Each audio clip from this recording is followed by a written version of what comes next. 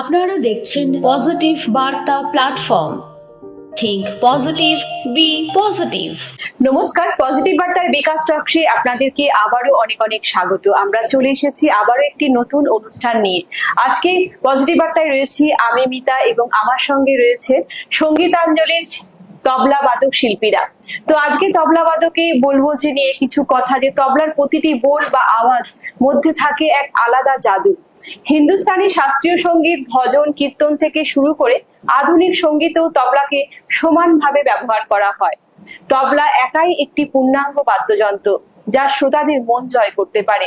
আজকের দিনে আন্তর্জাতিক ক্ষেত্রেও তবলার ব্যাপক পরিচিতি রয়েছে। তো আমাদের অনুষ্ঠান দেখার জন্য বলবো চোখ রাখতে পজিটিভ বার্তার ফেসবুক লাইভ এবং পজিটিভ বার্তার ইউটিউব চ্যানেলে। আজকে আমাদের মধ্যে উপস্থিত তবলা বাদকদের সাথে চলুন আমরা পরিচয় করে নিই। তো প্রথমেই আমরা পরিচয় করব। নমস্কার, আমার নাম রোহন দাস, আমি ক্লাস 8 এ পড়ি। নমস্কার, আমার নাম প্রেম দেবনাথ, আমি ক্লাস 8 এ পড়ি। নমস্কার, আমি জ্যোতিমান দাস, আমি ক্লাস 7 এ পড়ি। বাহ, নমস্কার, আমি রূপম মজুমদার এন্ড আমি কলেজে ফার্স্ট ইয়ারে পড়ি। বাহ, খুবই সুন্দর। তো আমরা জেনে নেবো যে এই তবলা যে এলে, এই যে জার্নিটা কিভাবে এলে একটু জেনে নেবো তোমার কাছ থেকে। ছোটবেলা থেকে গান শুনতাম, গান করতাম এবং তবলা যখন বাজতো আমার খুব ভালো লাগতো। ওটা থেকে আমার তবলার জার্নি। আচ্ছা, তো আজকে আমরা প্রথমেই যে অনুষ্ঠান শুরু করব, তো কোন বাদ্যযন্ত্র দিয়ে আমরা কোন গানের উপর তোমরা বাজাবে সেটা শুনবো। এখন আমরা তবলাতে রবীন্দ্রসঙ্গীত পরিবেশন করব। ঠিক আছে, তো চলুন আমরা শুনে নিই আজকের অনুষ্ঠানের প্রথম যে তবলার ধুন বা যন্ত্র যে সুরটা আমরা শুনে নেব।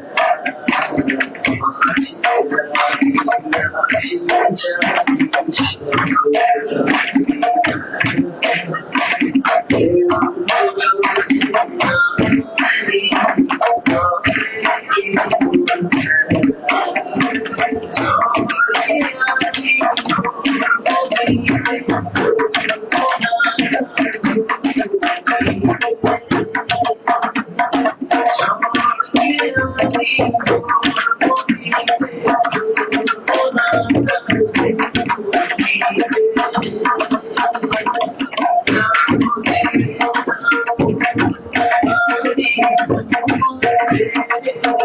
তো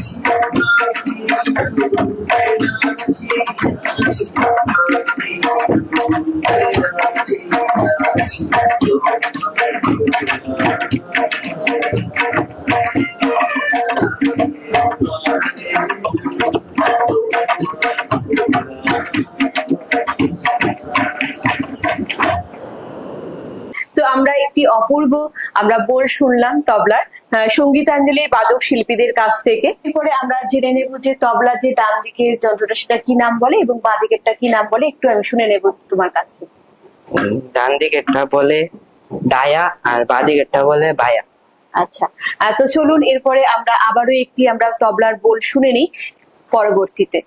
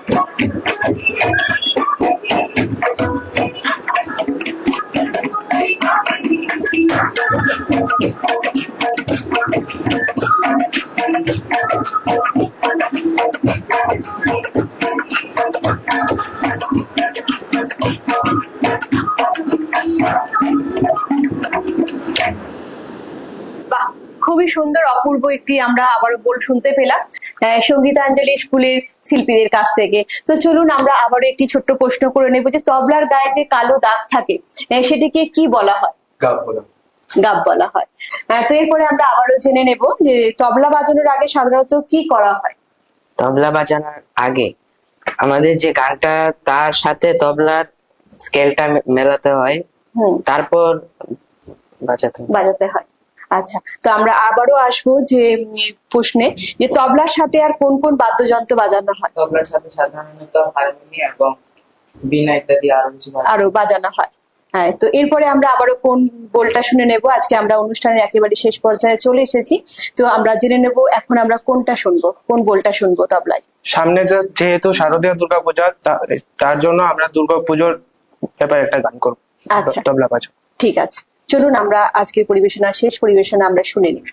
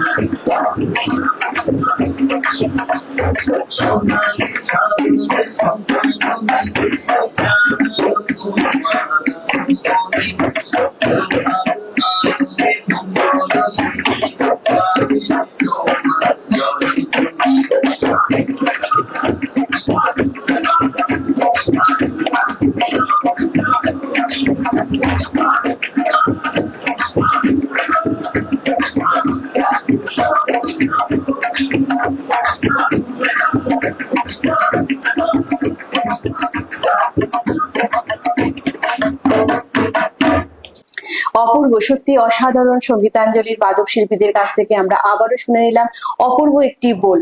তো ওদেরকে জানাবো অসংখ্য অসংখ্য ধন্যবাদ এই যে পজিটিভ বার্তার প্ল্যাটফর্মে আসার জন্য এবং ওদের মূল্যবান সময় দেওয়ার জন্য। তো আজকে আমরা অনুষ্ঠানের একেবারে শেষ পর্যায়ে চলে এসেছি। আমরা পরবর্তী অনুষ্ঠানের জন্য বলবো চোখ রাখতে পজিটিভ বার্তার ফেসবুক লাইভ এবং পজিটিভ বার্তার ইউটিউব চ্যানেলে। আজকে আমাদের অনুষ্ঠান আমরা এখানেই সমাপ্ত করতে চলেছি। ভালো থাকবেন, সুস্থ থাকবেন এবং পজিটিভিটির সঙ্গে থাকবেন। নমস্কার।